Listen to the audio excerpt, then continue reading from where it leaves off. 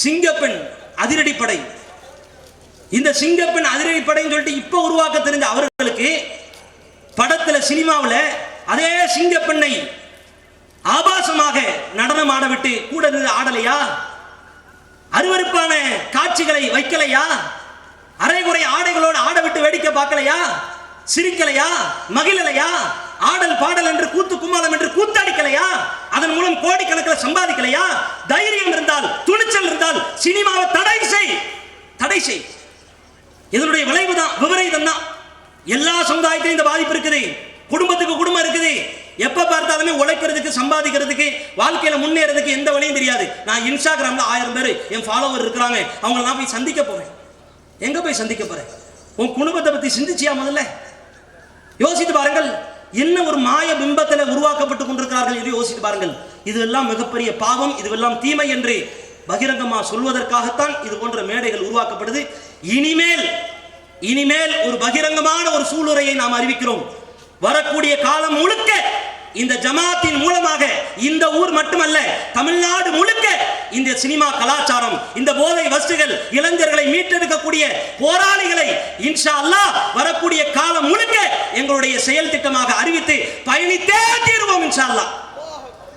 எவ்வளவு தடை வந்தாலும் சரி, முட்டாள்தனமா, அறிவிலித்தனமா, அறியாமையின் காரணத்தினால ஒடுக்க நினைக்கிற மக்கள் எத்தனை பேர் கிளம்பி வந்தாலும் சரி, சுனாமி பேரலையாக, சூறாவளி காற்றாக, புயலாக எங்களை நோக்கி விமர்சனங்களை வீசி இருந்தாலும் சரி, ஒரு எம்மி அளவுக்கு கூட நாங்கள் பின்வாங்கவே மாட்டோம்.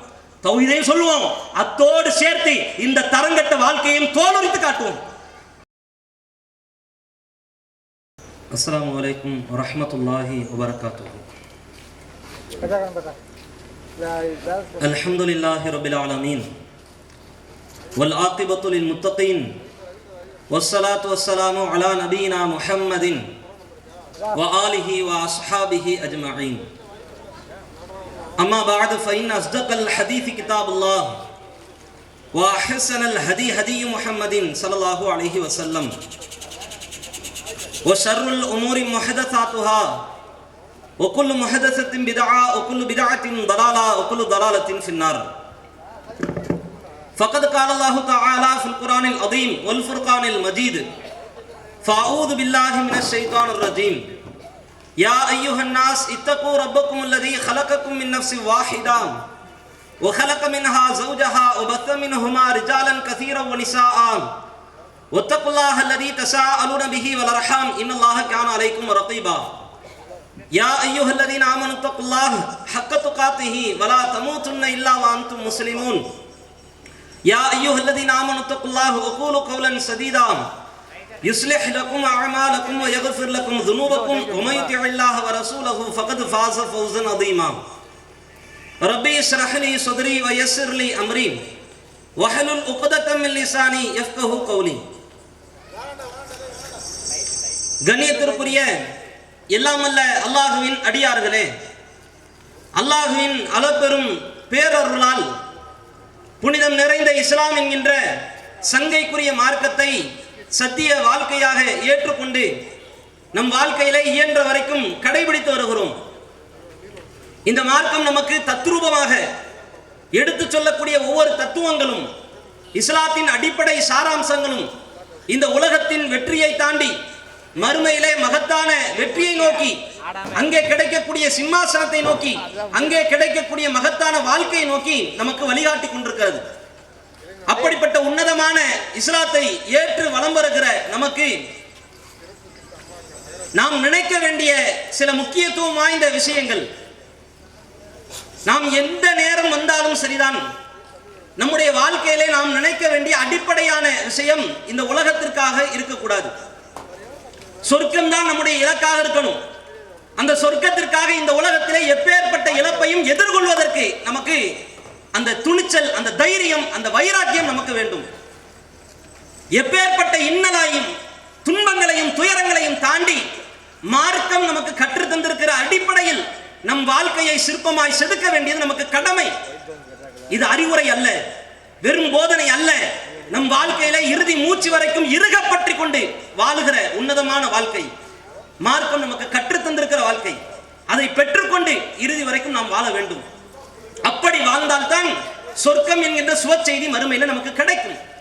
சும்மா உலகத்துல ஏனோ தானோ என்று இருந்துவிட்டு தான்றோன்றித்தனமாக வாழ்ந்துவிட்டு மனோ இச்சைப்படி வாழ்க்கையை வடிவமைத்துக் கொண்டு உலகத்துல மரணத்தை தருவோம் என்றால் மறுமையிலே மிகப்பெரிய கை சேதப்பட்டவர்களாக நாம் ஆகிவிடுவோம். அதை இஸ்லாமிய மார்க்கம் எச்சரிக்கை செய்கிறது. அல்லாஹ் ரப்பல் ஆலமீன் திருமறை குர்ஆனிலே தெள்ள தெளிவாக கேள்வி கேட்கிறான், தெளிவாகவே சொல்கிறான். இலகுவாக நீங்கள் சொர்க்கத்தை அடைந்து கொள்ளலாம் என்று நினைக்கிறீர்களா? வலம்மா யஅதிக்கும் மஸலுல்லதீன ஹலவு மின் கப்லிக்கும், உங்களுக்கு முன்னாடி வாழ்ந்த எத்தனையோ கூட்டத்தார்கள் எக்கச்சக்கமாக அவர்கள் அனுபவித்தார்களே. மஸ்ஸத்துஹுமுல் பஅஸா, அவர்களுக்கு வறுமை ஏற்பட்டது. வபர்ரா, அவர்களுக்கு தீங்கு ஏற்பட்டது. வஸுல்ஸிலு, அவர்கள் மார்க்கத்தை ஏற்றுக்கொண்டதன் காரணமாக கடுமையாக அவர்கள் ஆட்டி வதைக்கப்பட்டார்கள், அலைக்கழிக்கப்பட்டார்கள்.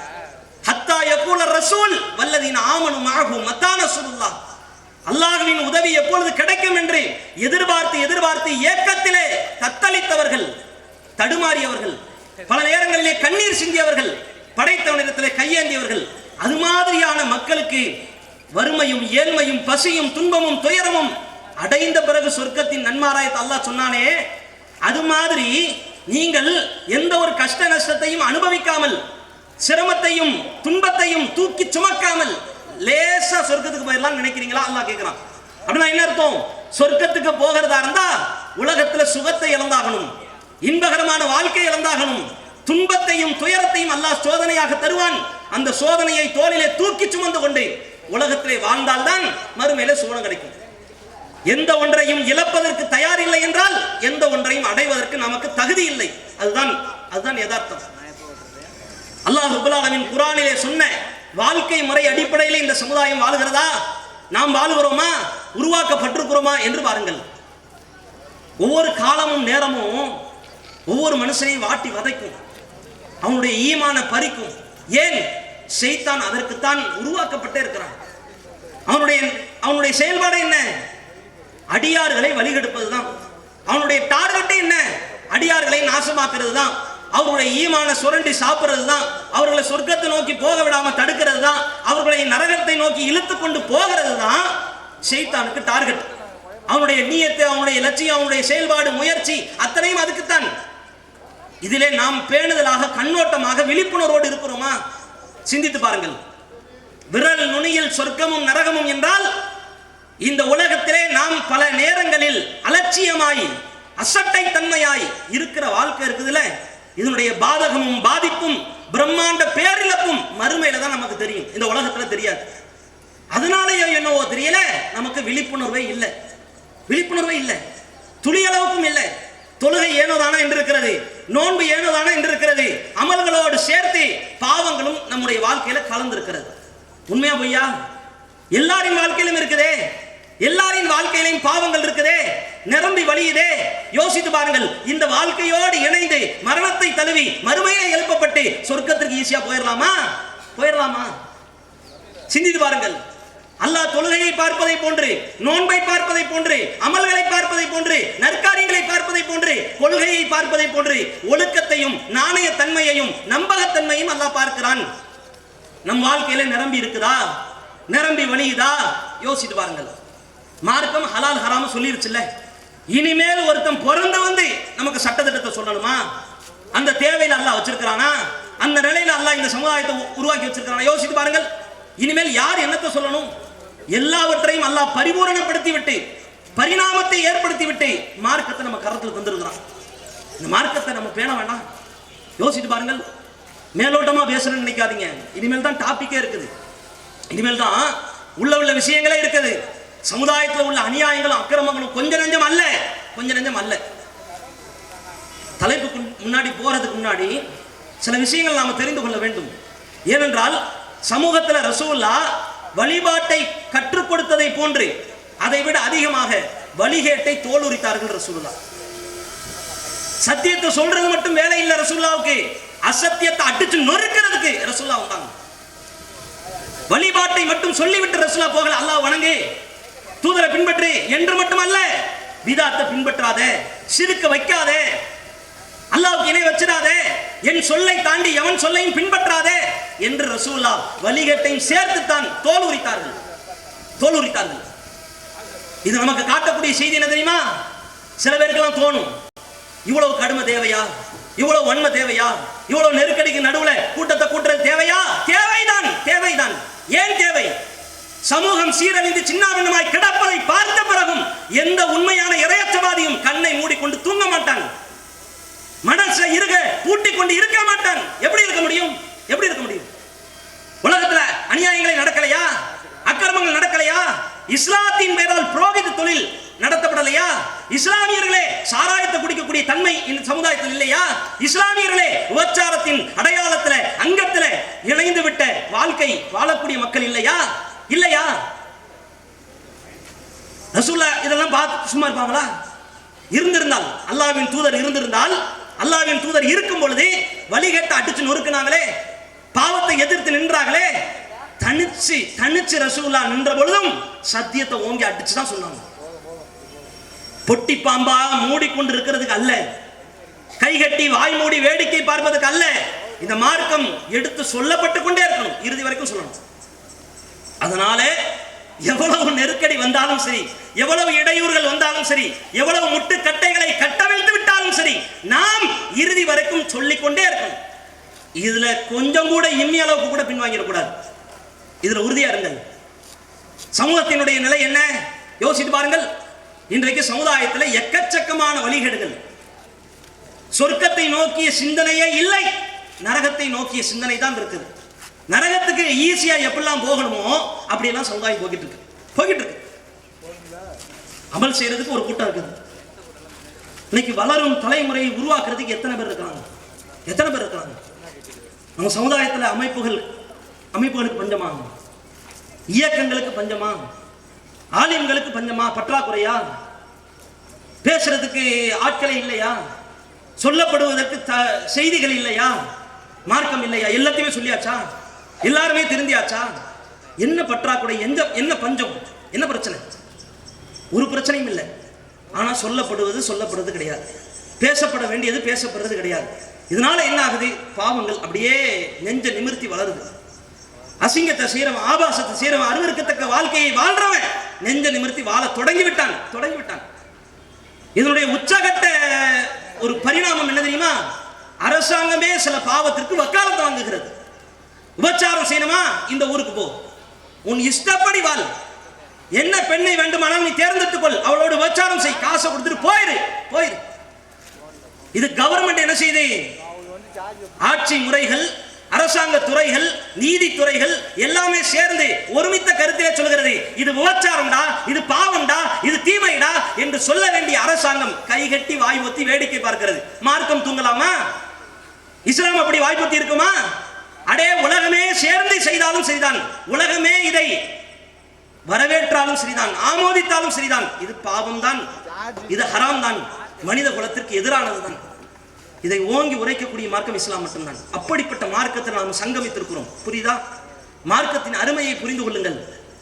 இன்னும் கூடுதலா சொல்றதா இருந்தா, விபச்சாரம் மட்டுமல்ல, மது பழக்கம், இதெல்லாம் சாத்தியமே இல்லை. சில பேர் இதெல்லாம் எந்த ஆட்சி வந்தாலும் சாத்தியம் இல்லை. ஏன் சாத்தியம் இல்லை? எதுக்கு சாத்தியம் இல்லை?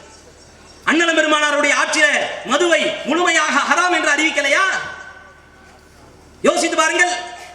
நேர்மையான நியாயமான மக்களின் மீது பேரன்பு கொண்ட எந்த ஆட்சியாளனும் அரியணை ஏறிவிட்டால் மக்களுக்கு தொல்லை தரக்கூடிய எப்பேற்பட்ட விஷயங்களையும் எதிர்த்து துணிஞ்சி தடை செய்வான். ரசூலுல்லாஹ் தடை செஞ்சாங்க. இதனால் ரசூலுல்லாஹ் விமர்சிக்கப்பட்டாங்க, ரசூலுல்லாஹ் ஏளனமா பார்க்கப்பட்டாங்க, ரசூலுல்லாஹ் விரட்டப்பட்டாங்க, ரசூலுல்லாஹ் துன்புறுத்தப்பட்டாங்க. ஆனாலும் கூட அல்லாஹ்வின் தூதர் மக்களுக்கு துன்பத்தை இழைக்கக்கூடிய எவ்வளவு பெரிய விஷயமா இருந்தாலும் எதிர்த்து நின்றாங்க, களமாடினாங்க. ஏன் நின்றாங்க? எதுக்கு? ஈருலக வாழ்க்கையும் சேர்த்து சாகடிச்சிருந்தது.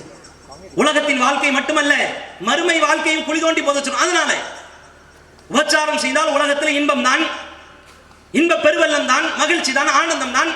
அடே, 1 மணி நேரம், அரை மணி நேரம் நீ அந்த பாவத்தில் ஈடுபட்டு விட்டாய் என்றால் மறுமையில நீ நிரந்தர நரகம். அதை இஸ்லாம் எச்சரிக்கை செய்கிறது.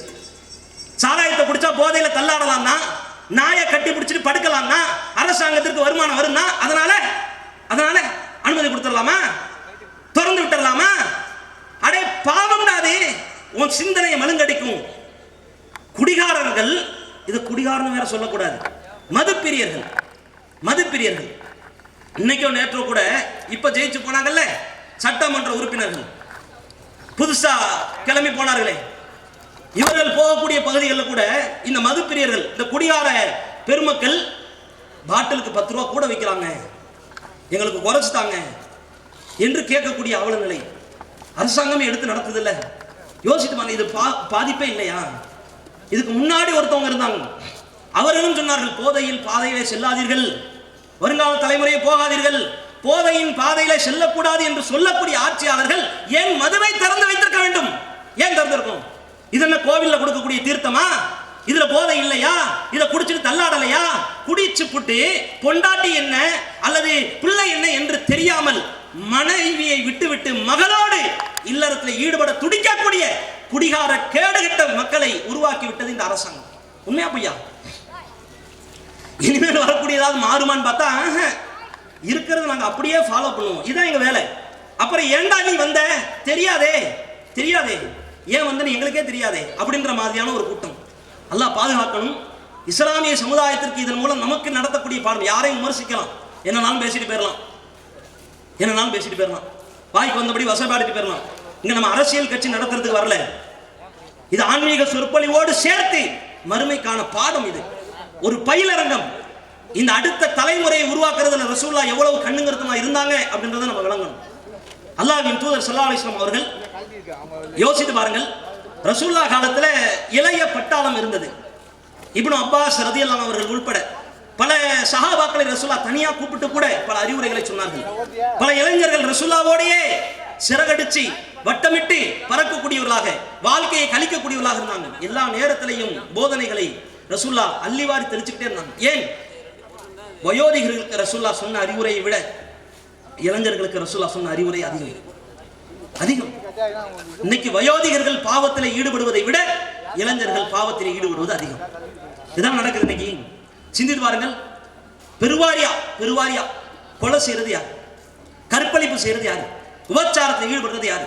தண்ணி அடிச்சிட்டு தள்ளாடுறது யாரு? கஞ்சா போதை பழக்க வழக்கத்துக்கு ஆட்பட்டு கிடக்கிறது யாரு?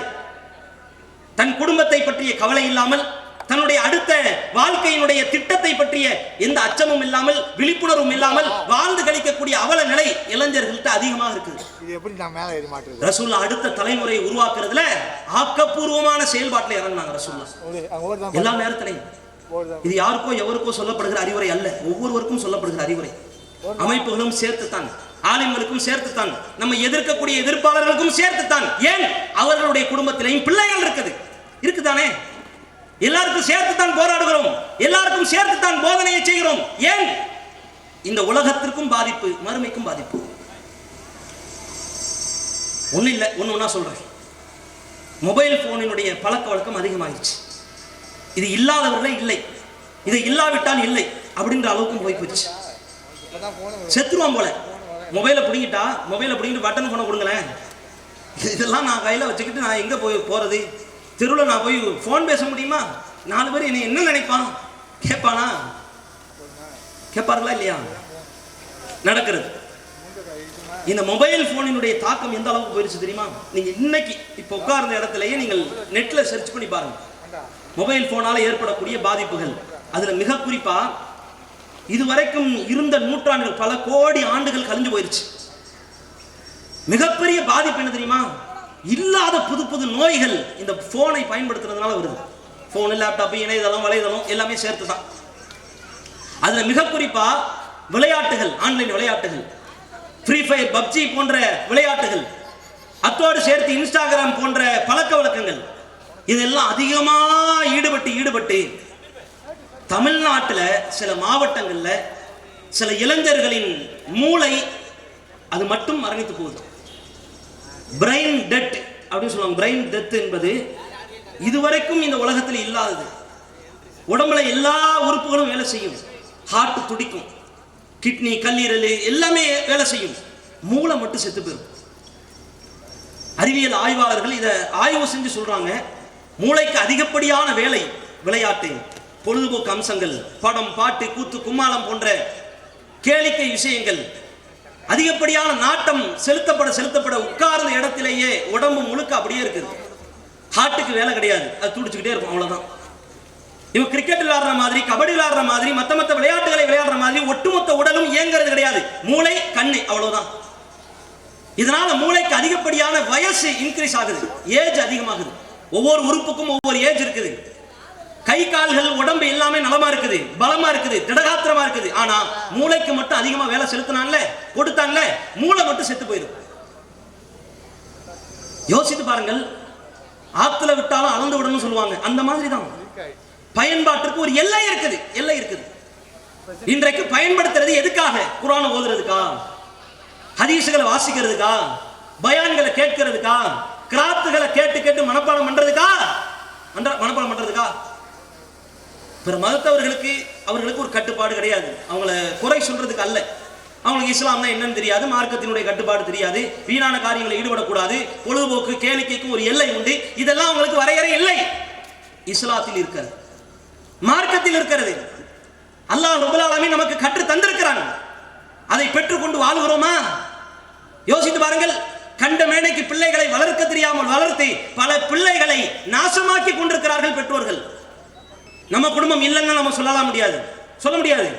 எல்லாருடைய குடும்பத்திலையும் பிள்ளைகள் கேட்கிறாங்க, ஆசைப்படுறாங்க, வேற என்ன செய்யறது இப்படின்னு சொல்றாங்களே, இப்படி சொல்றாங்க. யோசித்து பாருங்கள். அந்த பிள்ளைகள் அப்படியே உட்கார்ந்து விளையாட, உங்க பிள்ளைக்கு மௌத்து வராதா? நாசமா போக மாட்டானா? எங்க அழைச்சிட்டு போறோம்? நம்ம ஒன்றுமே தெரியாம கூமுட்டையாக வளர்க்கப்படுகிறான். ஷார்ட்ஸ், ரீல்ஸ், இதிலேயே வாழ்க்கையை ஓட்டுகிறான். அதையெல்லாம் உண்மை என்று நம்புகிறான். அங்கே ஆட்டம் பாட்டம் போடுகிறவர்களை பெரிய அரியணையிலே உட்கார வைக்க வேண்டும் என்று ஆசைப்படுகிறான். எதனால்? எதனால்? போராட்ட களத்திலே பார்க்காதவர்களை, பொங்கி எழாதவர்களை, ஆர்ப்பரித்த ஆர்ப்பாட்டம் என்று நடத்தாதவர்களை, உரிமைகள் பறிக்கப்படும் பொழுது கண்டிக்காதவர்களை, எதிர்த்து பேசாதவர்களை இன்றைக்கு பெரிய உச்சாணி கொம்பிலே கொண்டு போய் வைத்திருக்கிறார்கள் என்றால் என்ன காரணம்? என்ன காரணம்? Mobile phone. இதுல பார்க்கக்கூடிய அட்டை கத்திகள் கூட இவர்களுக்கு அருவாமனைகளை போன்று தெரிகிறது. கொண்டு போய் உட்கார வச்சுட்டானே. சாடமாடையா பேச நினைக்காதீங்க. இதுதான் நிலை. சமுதாயத்தின் சாபக்கேடு. இது சாபக்கேடு. அல்லாஹ் பாதுகாக்கணும். யோசித்து பாருங்கள். அல்லாஹ்வின் தூதருடைய வாழ்க்கை எப்படி இருந்தது? சமூகத்துக்கு ஒரு பிரச்சனைனா தன்னந்தனியாக முன்னின்று செயல்படுவார்கள் அல்லாஹ்வின் தூதர். மதீனாவில் எல்லா சஹாபாக்களும் இருக்கிற நேரத்தில் அல்லாஹ்வின் தூதர் ஸல்லல்லாஹு அலைஹி வஸல்லம் அவர்களுக்கு திடீரென்று ஒரு சப்தம், மக்களுக்கும் சப்தம் கேட்குது. மக்கள் ஏதோ பயத்தில் எந்திரிச்சு வீட்டை விட்டு வெளியே வராங்க. அல்லாஹ்வின் தூதர் எந்த பகுதியிலிருந்து சத்தம் வந்துச்சோ அந்த பகுதியிலிருந்து ரிட்டர்ன் வராங்க. அல்லாஹ்வின் தூதர் திரும்ப வராங்க. மக்களே, நீங்கள் பயப்படாதீர்கள், இது கட்டுக்கதை அல்ல, இது உண்மை, சரித்திரம், வரலாறு. அல்லாஹ்வின் தூதருடைய தூய வாழ்க்கை, அவர்கள் அப்பழுக்கற்ற வாழ்க்கையை வாழ்ந்திருக்கிறார்கள். அதே போல மக்களுக்கு ஒரு பிரச்சனை என்றால் முன்னின்று செயல்பட்டு இருக்கிறாங்க. ஒரு சத்தம் வந்ததுக்கு ரசூலுல்லாஹ் அப்படி துடிதுடிச்சு போய் என் மக்களுக்கு எதுவும் பாதிப்பா என்று போனார்கள். இவர் தலைவரா, இவர் அரசரா, இவர் பிரதமரா, அல்லது இன்றைக்கு மக்களுக்கு ஒரு பிரச்சனை என்றால் ஓடி ஒளியக்கூடியவர்கள் பிரதமர்களா, தலைவர்களா, அரசர்களா? யோசித்து பாருங்கள். தகுதியும் அருகதையும் அல்லாஹ்வின் தூதருக்கு இருந்தது. அதனால் தான் அண்ணல் நபியை அழகிய முன்மாதிரி என்று சமூகத்தை புரட்சிகர மிக்க ஒரு போராளிகளாக உருவாக்குவதற்காக 10 மாத கால செயல் திட்டம், வேற எதுக்கும் இல்லை. அண்ணல் பெருமானாருடைய அருமை பெருமை தெரியாமல் இருக்கிறதுனாலதான் கண்டவர்களையும் கலியவர்களையும் தன்னுடைய தலைவனாக அறிவித்துக் கொண்டு போகக்கூடிய அவல நிலை சமூகத்தில் வந்துருச்சு. தூதருடைய வாழ்க்கையை சொல்லி கொடுத்தீங்களா? ரசூலுல்லாஹ் பத்தி பேசி கொடுத்தீங்களா? அல்லாஹ்வின் தூதர் இப்படி எல்லாம் இருந்திருக்கிறார்கள் என்று கற்றுக் கொடுத்தீங்களா? இப்படி கற்றுக் கொடுத்திருந்தால், வரலாற்றின் சரித்திரத்தை இவன் படிச்சு உணர்ந்திருந்தா கண்டவர்களையும் கலியவர்களையும் பின்னாடி போவானா? பேனருக்கு பாலாபிஷேகம் செய்வானா? காருக்கு பின்னாடி ஓடி போய் சாவானா? ஒரு முகத்தை பார்த்துட்டு 40-50 பேர் இந்த நாட்டிலே செத்து மடிந்திருக்கிறார் என்றால் இதை விட கேடுகட்ட கேவலம் கட்ட சமுதாயத்தை எங்கேயாவது உலகத்தை பார்க்க முடியுமா? அந்த உசுரை ரிட்டர்ன் வாங்க முடியுமா? திரும்ப எடுக்க முடியுமா? அங்க செத்தவர்களுக்கு குடும்பம் இல்லையா? எவ்வளவு கனவுகளோடு இருந்திருப்பார்கள். யோசித்து பாருங்கள். தமிழ்நாட்டில் தான் கரூரிலே கருவறுக்கப்பட்டார்கள். இதெல்லாம் நமக்கு கண்ணுக்கு முன்னாடி நாம பார்க்கணும். குறைஞ்சபட்சம் நம்ம சமுதாயத்தையாவது நம்ம பாதுகாக்கணும். ஏன்னா முஸ்லிம்களாக இஸ்லாமியர்களாக இருந்து கொண்டே இப்படி தேவையில்லாத விஷயங்களின் பக்கம் சென்று நாசமாகிற நிலை. நம்ம எதுக்காக வந்தோம்? அல்லாஹ் ரப்பல் ஆலமீன் உலகத்தில் நம்மளை படைச்சிருக்கான்னா உலகத்திற்காக அல்ல, உலகத்தை வாழ்ந்து கழிக்கிறதுக்காக, நல்ல சொகுசு புதுசா இருந்து சாவறதுக்காக, அதுக்கு அல்ல. நல்ல சாப்பிட்டு மகிழ்றதுக்காக, அப்படி அல்ல.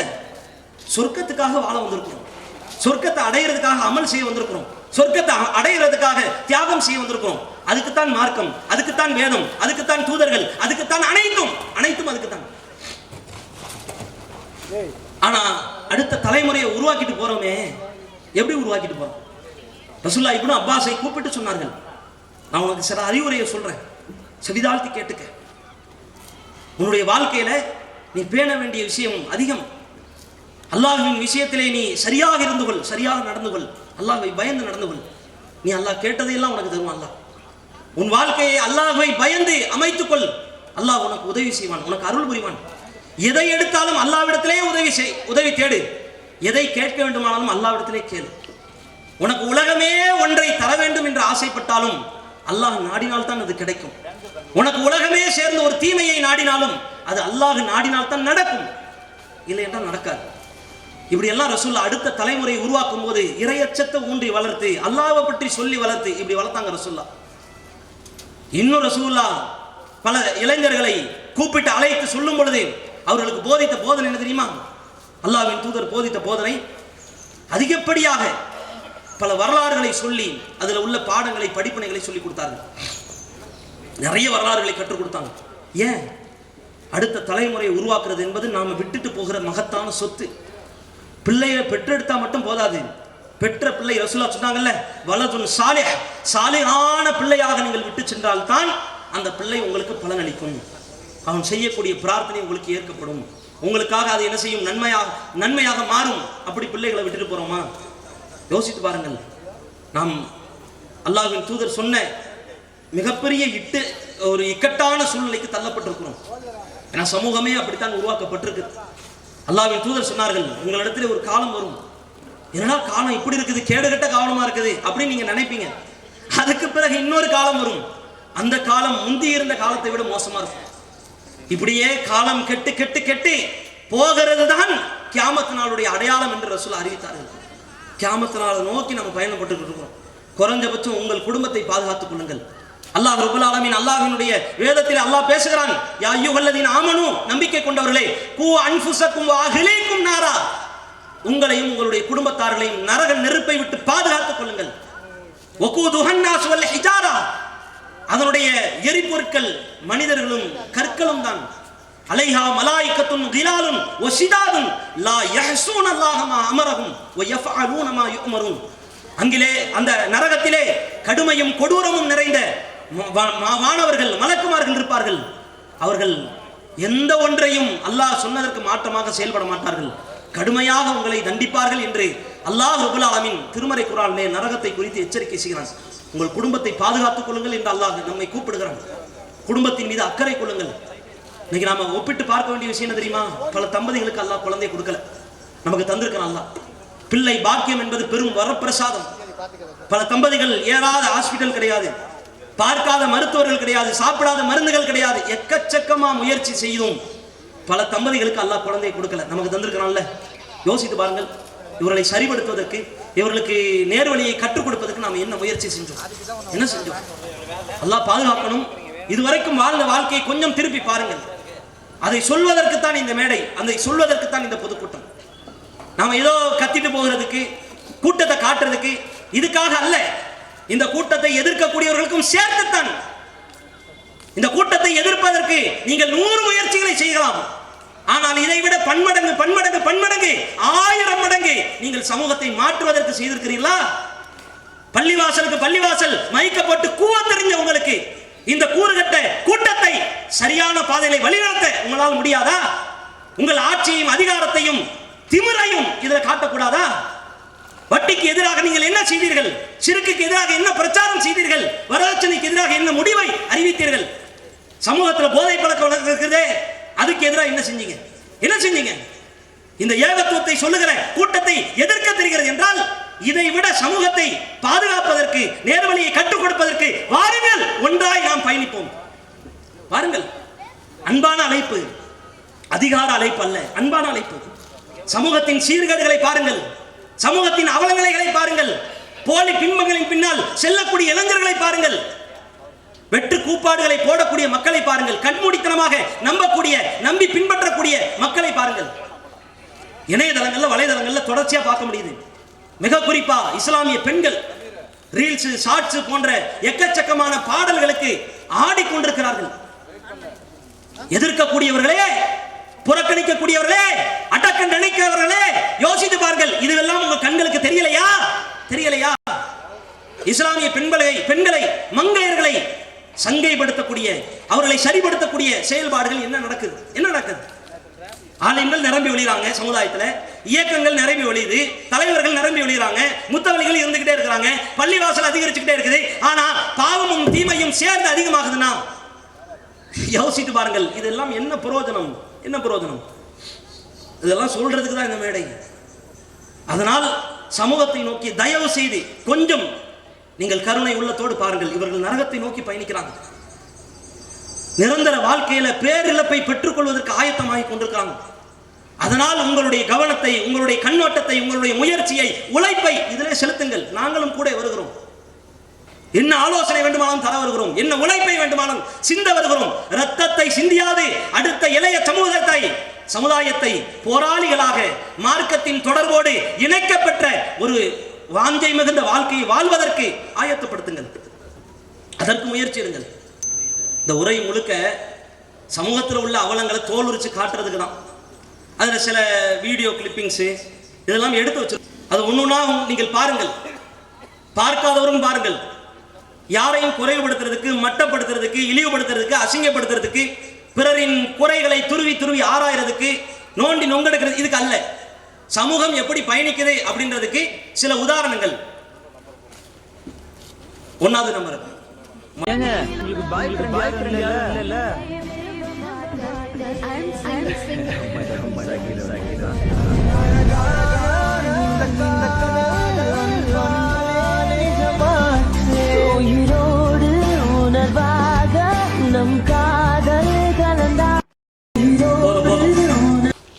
ஒன்னொன்னாக பாருங்கள். இசையை இஸ்லாமிய மார்க்கம் ஹராம் என்று பகிரங்கமா அறிவிச்சிருச்சு. இதை சொல்றதுக்கு யாருக்கும் மனசு வரல. இதை பேசுறதுக்கு, இதை தடுக்கிறதுக்கு ஆட்கள் இல்லை. அதனால இஸ்லாமிய சமுதாயம் எப்படி போய் கொண்டிருக்கிறது என்று பாருங்கள். வரிசையா 2வது நம்பர் அடுத்து போடுங்க.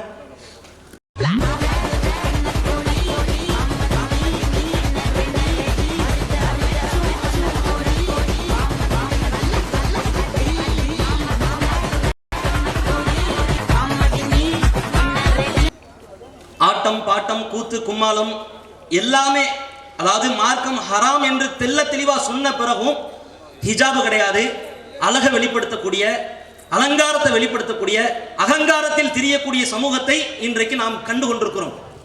இதுக்கு எதிராக எத்தனை பேர் பேச முடியுது? இவர்களுக்கு ஒழுக்கத்தை சொல்லிக் கொடுக்கிறது யார்? யார் சொல்லிக் கொடுக்கணும்? இனிமேல் பிறந்து தூதர்கள் வரப்போகிறாங்களா? மலக்குமார்கள் வானத்திலிருந்து இறங்க போறாங்களா? சக சகோதரர்களை, சகோதரிகளை, பெண்களை மார்க்கத்தின் அடிப்படையிலே பக்குவப்படுத்துறதுக்கு கூட நமக்கு தெம்பு இல்லை என்றால், நேரம் இல்லை என்றால், அப்படி என்ன வாழ்க்கை வாழ்ந்துகிட்டு இருக்கிறோம்? யோசித்து பாருங்கள். அடுத்து பாருங்கள்.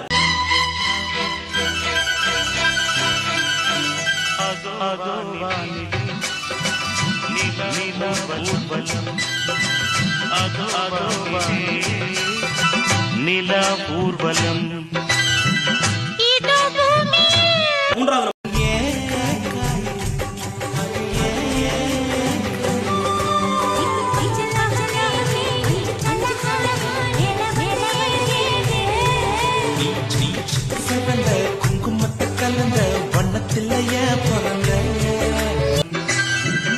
3வது4வது நம்பர். தாதா வருமா? டி வராது. அழகா உரிமையா பாசமா டி போட்டு கூப்பிடு. சரிடி. அடுத்து 5வது நம்பர் போடுங்க.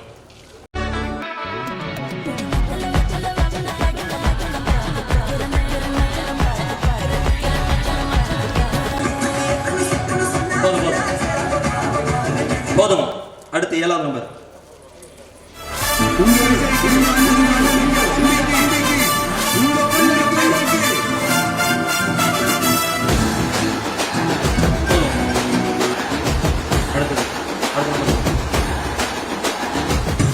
அடுத்தது உங்க விஜய்க்கு, உங்க அண்ணனுக்கு, தம்பிக்கு, உங்க பிள்ளைக்கு.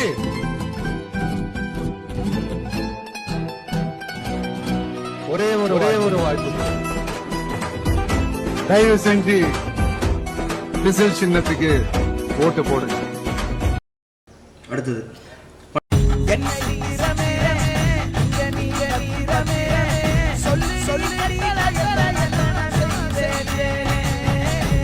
பன்னெண்டாவது நம்பர் போடுங்க.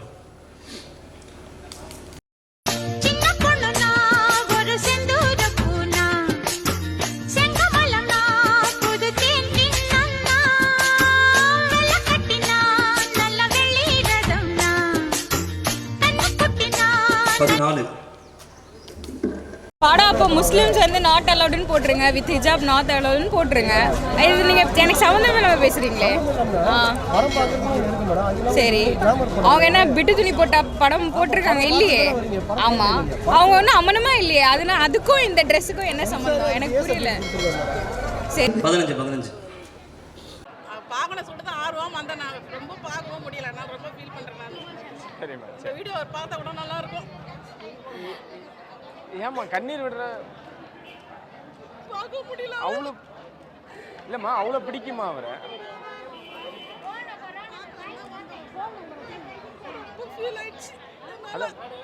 அவ்வளோ பிடிக்குமா அவரை அப்படின்னு? அடுத்து கீழே உள்ளது லாஸ்டா உள்ளது பாருங்க. எனக்கு வீட்டுக்கார விட விஜய் தான் பிடிக்கணும், அவருக்கே தெரியும். அவருக்கே அது தெரியும். என் பையனுக்கு 5 வயசு தான் ஆகுது. அவனே சொல்லுவான், உனக்கு விஜய் மாமா தானே பிடிக்கும், எங்கெல்லாம் அப்புறமா தானே பிடிக்கும், அப்புறம் நீ எங்களை பெத்த. நம்ம சொல்றதுக்கு காரணம், இதை போட்டு காட்டுறதுக்கு காரணம், நான் மறுபடியும் சொல்றேன், எந்த பெண்களையும் இழிவுபடுத்துறதுக்கோ அசிங்கப்படுத்துறதுக்கோ இல்லை. இதெல்லாம் உங்க கண்களுக்கு தெரியுதா இல்லையா? இவர்கள் நரகத்தின் பாதையிலே போய் கொண்டிருக்கிறார்கள். இப்படிப்பட்ட சமூகத்தை யார் ரசூலா உருவாக்குனாங்க? ரசூலா விட்டுட்டு போன சமூகம் இப்படித்தான் இருந்துச்சா? இப்படி இருந்துச்சா? ஒழுக்கம் இல்லாம ஆடல் பாடல் அலங்காரம் என்ற அத்தனையுமே வெளிப்படுத்தக்கூடிய தான்றொன்றித்தனமா இருக்கக்கூடிய தன்மையை ரசூலா விதச்சி ஒரு சமூகத்தை கட்டமைச்சிட்டு போனாங்களா? தருதலை கூட்டத்தை உருவாக்கிட்டு போனாங்களா? அல்லது நேர்வழியின் சாம்ராஜ்யத்திலே சாகர வரைக்கும் பின்பற்றி போகக்கூடிய ஆகச்சிறந்த ஒரு கூட்டத்தை உருவாக்கிட்டு போனாங்களா? இப்படியா பெண்கள் இருந்தார்கள்? இந்த லட்சணத்தில் இருந்தார்களா? இன்னும் சில பெண்கள்லாம் பேசும்பொழுது பேசுறாங்கல்ல, என் கணவனை விட எனக்கு அவனை தான் பிடிக்கும். யாரா அவன்? எவன்? ஒழுக்கத்துக்கு பேர் போனவனா? நேர்மையின் நேர்வடிவமா? யோசித்து பாருங்கள். படத்துல 60-70 படத்துல நடிச்ச உடனே இவனுக்கு உன்னை ஏன் பிடிக்குது, இவனை ஏன் பிடிக்குது? என்ன காரணம்? கணவனுக்கு வெக்கம் இல்லை, மானம் இல்லை, ரோஷம் இல்லை. எந்த லட்சணத்தில் பிள்ளைகளை வளர்த்து வேடிக்கை பார்க்கிறோம் நாம்? இவர்களை எதை நோக்கி பயணிக்கிறாங்க? உலகத்தில் திட்டுறதோ பேசுறதோ கர்ஜிக்கிறதோ இந்த உலகத்தில் வேண்டுமானால் மனசு புண்படலாம், ஆனால் மறுமையிலே நரகத்தில் மாட்டிக்கொண்டால் பெற்ற தகப்பனால் கூட இவர்களை காப்பாற்ற முடியாது. அந்த வேதனை தான். என்னுடைய சகோதரி அல்லவா? என்னுடைய தாய்மார்கள் இல்லையா? என்னுடைய பிள்ளைமார்களை போன்ற ஆட்கள் இல்லையா? என்னுடைய அக்கா தங்கச்சியாக நான் பார்க்க மாட்டேனா? ஒவ்வொருவரும் பாருங்களேன், இதையெல்லாம் பார்க்கும்போது நமக்கு சிரிப்பு வருது. அப்படிதானே? என்ன இப்படி பண்றாங்க அப்படின்னு திட்ட தோணுது. அப்படிதானே? ஏன் திருத்த தோணல? ஏன் திருத்த தோணல? இவர்களை யார் நேர்வழிப்படுத்துறது? இவர்களுக்கு யார் மார்க்கத்துக்கு வழிகாட்டுறது? சொல்லுங்கள், யோசித்து பாருங்கள். எத்தனை நாள் இதை பொறுக்கிறது? எத்தனை நாள் பார்த்துட்டு இருக்கிறது? இஸ்லாமிய மார்க்கம் சுதந்திரத்தை அடிச்சு நொறுக்கிற மார்க்கம் அல்ல. பெண்களின் சிறகுகளை வெட்டி விடுகிற மார்க்கம் அல்ல. உங்கள் சுதந்திரத்துக்கும் ஒரு கட்டுப்பாடு. ஏன்? உங்கள் மானத்தை பாதுகாக்கிறதுக்காக, உங்கள் கற்பை பாதுகாக்கிறதுக்காக. அதுக்கு தான். தான்றோன்றித்தனமா ஆடுறதுக்கு எல்லாராலையும் முடியும். உங்களாலையும் முடியும், என்னாலையும் முடியும், எல்லாராலையும் முடியும். செய்ய முடியும் தானே? ஏன் விலகி நிற்கிறோம்? ஏன் வேண்டாம் என்று புறக்கணிக்கிறோம்? எதுக்கு? எதுக்கு? உலகத்தை ஆடல் பாடல் கூத்து கும்மாளம் ஏன் கூடாது? மார்க்கம் ஹராம் ஆக்கி இருக்குது. அதனால யோசித்து பாருங்கள். இப்படிப்பட்ட சமூகத்தை ரசூலா ஒருபோதும் உருவாக்கவில்லை. அல்லாஹ்வின் தூதருடைய ஆட்சி காலத்தில், அல்லாஹ்வின் தூதர் ஆட்சிக்கு வர்றதுக்கு முன்னாடி, அப்பையும் சரி பின்னாடியும் சரி, ஒழுக்கத்தை மாண்பை அழகான முறையில அறநறையோடு வாழக்கூடிய ஒரு தன்மையை ரசூலுல்லாஹி ஸல்லல்லாஹு அலைஹி வஸல்லம் அவர்கள் உருவாக்கிட்டு போனாங்களே, அந்த சமுதாயமா? இந்த இடத்துல எதிர்க்கக்கூடிய மக்களுக்கும் சேர்த்து சொல்ல வேண்டியது இருக்குது. இவங்கெல்லாம் உங்க கண்ணுகளுக்கு தெரியலையா? இவங்கெல்லாம் பார்க்க மாட்டீங்களா? இவர்களுக்கு என்ன ஒரு அமர்வை நீங்கள் ஏற்படுத்துறீங்க? பள்ளிவாசல் இடம் கூட கிடையாது. தொழுகைக்கோ உரைகளை கேட்பதற்கோ இவர்களுக்கு இடம் இல்லை. இதனுடைய விளைவு என்னாச்சு? கடந்த காலத்தில் தர்காக்களை நோக்கி பெண்கள் அதிகமாக போனார்கள். அல்லாஹ்வின் பேரொருளால் இந்த இணை வைப்பு காரியத்தை தோலுரித்து தொங்க விட்டதனுடைய விளைவு, அதிலிருந்து மக்கள் மீண்டு வந்து விட்டார்கள். படைச்சவனுக்கு எல்லா புகழும். ஆனால் மீண்டு வந்த இந்த சமுதாயத்தை தக்க வைப்பதற்கு, தௌஹீதிலே நிற்க வைப்பதற்கு யாருக்கும் இன்றைக்கும் முயற்சி இல்லை. அதனால கூத்தாடிகள் பின்னால் போகிறார்கள். நான் கூத்தாடியை குறை சொல்ல மாட்டேன், கூத்தாடியை திட்ட மாட்டேன். அவர்களுக்கு மார்க்கம் என்றால் என்னவென்று தெரியாது. அவர்களுக்கு ஆடலும் பாடலும் ரசனை தான். அதை ஆடினால் பாடினால் அவர்களுக்கு சம்பளம் தான். அதை மூலம் அவர்கள் பெரிய பிரபல்யம் ஆவார்கள். ஒரு கட்டத்திலே ஆட்சி அதிகாரத்திற்கு கூட வருவார்கள் வந்து விட்டார்கள். அவர்களை பேசி பிரயோஜனம் கிடையாது. இன்னைக்கு உட்கார்ந்துகிட்டு சிங்கப்பெண் அதிரடிப்படை, இந்த சிங்கப்பெண் அதிரடிப்படைன்னு சொல்லிட்டு இப்ப உருவாக்க தெரிஞ்ச அவர்களுக்கு படத்துல சினிமாவில் அதே சிங்கப்பெண்ணை ஆபாசமாக நடனம் ஆட விட்டு கூட ஆடலையா? அருவருப்பான காட்சிகளை வைக்கலையா? அரைகுறை ஆடைகளோடு ஆட விட்டு வேடிக்கை பார்க்கலையா? சிரிக்கலையா? மகிழலையா? ஆடல் பாடல் என்று கூத்து கும்மாளம் என்று கூத்தடிக்கலையா? அதன் மூலம் கோடிக்கணக்கில் சம்பாதிக்கலையா? தைரியம் இருந்தால், துணிச்சல் இருந்தால் சினிமாவை தடை செய். இதனுடைய விளைவு தான், விபரீதம் தான். எல்லா சமுதாயத்திலும் இந்த பாதிப்பு இருக்குது. குடும்பத்துக்கு குடும்பம் இருக்குது. எப்ப பார்த்தாலுமே உழைக்கிறதுக்கு, சம்பாதிக்கிறதுக்கு, வாழ்க்கையில முன்னேறதுக்கு எந்த வழியும் தெரியாது. நான் இன்ஸ்டாகிராம்ல 1000 பேர் என் ஃபாலோவர் இருக்கிறாங்க, அவங்களை நான் போய் சந்திக்க போறேன். எங்க போய் சந்திக்க போறேன்? உன் குடும்பத்தை பத்தி சிந்திச்சியா? முதல்ல யோசித்து பாருங்கள். என்ன ஒரு மாய பிம்பத்தில் உருவாக்கப்பட்டு கொண்டிருக்கிறார்கள் என்று யோசித்து பாருங்கள். இதுவெல்லாம் மிகப்பெரிய பாவம், இதுவெல்லாம் தீமை என்று பகிரங்கமா சொல்வதற்காகத்தான் இது போன்ற மேடைகள் உருவாக்கப்படுது. இனிமேல் ஒரு பகிரங்கமான ஒரு சூளுரையை நாம் அறிவிக்கிறோம். வரக்கூடிய காலம் முழுக்க இந்த ஜமாத்தின் மூலமாக இந்த ஊர் மட்டுமல்ல, தமிழ்நாடு முழுக்க இந்த சினிமா கலாச்சாரம், இந்த போதை வஸ்துகள், இளைஞர்களை மீட்டெடுக்கக்கூடிய போராளிகளை இன்ஷா அல்லாஹ் வரக்கூடிய காலம் முழுக்க எங்களுடைய செயல் திட்டமாக அறிவித்து பயணித்தே தீர்வோம் இன்ஷா அல்லாஹ். எவ்வளவு தடை வந்தாலும் சரி, முட்டாள்தனமா, அறிவிலித்தனமா, அறியாமையின் காரணத்தினால ஒடுக்க நினைக்கிற மக்கள் எத்தனை பேர் கிளம்பி வந்தாலும் சரி, சுனாமி பேரலையாக, சூறாவளி காற்றாக, புயலாக எங்களை நோக்கி விமர்சனங்களை வீசி எறிந்தாலும் சரி, ஒரு எம்மி அளவுக்கு கூட நாங்கள் பின்வாங்கவே மாட்டோம். தௌஹீதையும் சொல்லுவோம், அத்தோடு சேர்த்து இந்த தரங்கட்ட வாழ்க்கையையும் தோலுரித்து காட்டுவோம். எத்தனை பேர் எதிர்த்தாலும் சரி, எவ்வளவு கேஸ் வழக்குகள் போட்டாலும் பரவாயில்லை. மார்க்கத்துக்காக இதை கூட அனுபவிக்க முடியாதா? இதை கூட எதிர்கொள்ள முடியாதா? படைச்சவனுடைய உதவி இந்த படைக்கு இருக்கும் என்ற நம்பிக்கையில பயணிக்கக்கூடிய கூட்டம். அதனால எப்பேற்பட்ட விமர்சனங்கள் வந்தாலும் எதிர்கொள்வோம். இந்த வருங்கால தலைமுறையை வார்த்திருங்கள். அடுத்த தலைமுறைக்கு விட்டுட்டு போக போறோம். மார்க்கத்தை சொல்லிக் கொடுத்துட்டு போக போறோம். இங்க இருக்கிற எல்லாரும் அடிச்சு சொல்றேனே, 100 வருஷம் வாழ்வீங்களா? 200 வருஷம் வாழ்வீங்களா? அதுக்கு பிறகு கூத்தாடிகள் வரமாட்டாங்களா? கூத்தடிக்க மாட்டாங்களா? கும்மாளம் போட மாட்டாங்களா? சாராயத்தை ஏவ மாட்டாங்களா? பீடி சிகரெட்டை தூக்கி போட்டு அப்படி புகை ஊத மாட்டாங்களா? இதை பார்த்து இளைஞர்கள் நாசமா போக மாட்டாங்களா? இனிமேலும் கூத்தாடிகள் வருவார்கள், இனிமேலும் நடிகர்கள் வருவார்கள், நடிப்பார்கள், ஆடுவார்கள், பாடுவார்கள், எல்லாத்தையும் செஞ்சு போட்டு சம்பாதிச்சுட்டு ஓடி போயிடுவாங்க. சமுதாயம் நாசமா போய் கிடக்கும், சமுதாயம் சாக்கடையில போய் கிடக்கும். இவர்களை சீர்திருத்த வேண்டிய பொறுப்பும் கடமையும் நம்ம ஒவ்வொருவருக்கும் இருக்கு. அதனால்தான் அல்லாஹ்வின் தூதர் சொன்னார்கள், கியாமத் நாள் வர வரைக்கும் இந்த உம்மத்துல, இந்த சமுதாயத்துல ஒரு கூட்டம் மார்க்கத்திற்கு ஆதரவாக போராடி கொண்டே இருக்கும். அல்லாஹ்வின் தூதர் அறிவித்த ஒரு அறிவிப்பு, கியாமத் நாளுடைய அடையாளம். கியாமத் நாள் வரைக்கும் அந்த கூட்டம் இருந்துகிட்டே இருக்கும். அந்த கூட்டத்திலே நாம் ஒருவராக இருக்கணும். நாம் யாருக்காகவும் பாடுபடல, யாருக்காகவும் நம்ம போராடல, நம்ம யாருக்காகவும் பொங்கி எழல. மார்க்கத்துக்காக, படைச்சவனின் திருப்திக்காக, படைச்சவனின் பொருத்தத்துக்காக, இதுக்காக போராடணும். இந்த திருப்தியோடு பயணப்படணும். அதனால எதிர்கொள்ள வேண்டிய சவால்கள், எதிர்கொள்ள வேண்டிய விமர்சனங்கள் எக்கச்சக்கமாக எகிரி வந்தாலும் சரி, எரிமலையாய் பொழிந்து வந்தாலும் சரி, நாம் இதிலிருந்து சற்று அளவு கூட என்ன செய்யக்கூடாது, பின்வாங்கிடக்கூடாது. அடுத்த தலைமுறையை நோக்கி உங்களுடைய கவனத்தை திருப்புங்கள், கண்ணோட்டத்தை திருப்புங்கள். மார்க்கம் சொல்லி தந்த அடிப்படையில் அவர்களை வார்த்தெடுங்கள், வளர்த்தெடுங்கள். மிக குறிப்பா இந்த இடத்துல சொல்ல வேண்டிய ஒரு விஷயம், பெண்கள்கிட்ட அதிகமாக இருக்கக்கூடிய விஷயம், ஆண்களும் இதற்கு துணை போகக்கூடிய விஷயம், அலங்காரம். இவர்கள் அதிகப்படியா அலங்காரத்தை வெளிப்படுத்தி பல பேரையும் கவருவதற்கு நினைக்கக்கூடிய பெண்கள் இன்னைக்கு உருவாக்கிட்டாங்க. மார்க்கமே புர்காவை நமக்கு தந்ததற்கு காரணம் என்ன? அழகை, நம்முடைய அலங்காரத்தை நாம வெளிப்படுத்தக்கூடாது. நம்முடைய அழகை, அலங்காரத்தை பார்த்து யாரும் வழிகட்டு போயிடக்கூடாது. இதுக்கு தான் புர்காவே. பிற மதத்தவர்கள் புர்கா போடுறது கிடையாது.